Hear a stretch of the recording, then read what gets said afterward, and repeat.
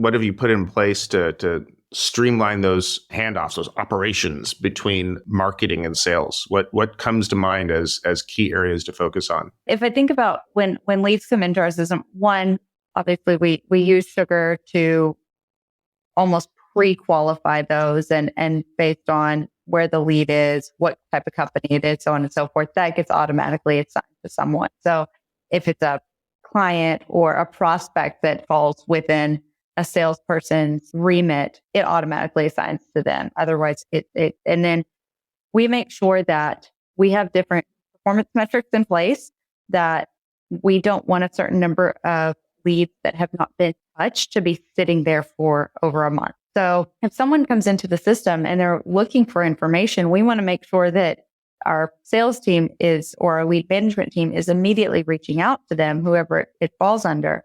So we have different types of leads, whether it's assigned, which is brand new, it's recycled, which means somebody's reached out to them, it's in process, so on and so forth. We identify what type of lead it is. And one of our performance metrics is making sure that there's not a certain number of assigned leads in our system at the end of the month. So that way we know that they are being pushed through and reached out to, qualified or disqualified, whatever that may be.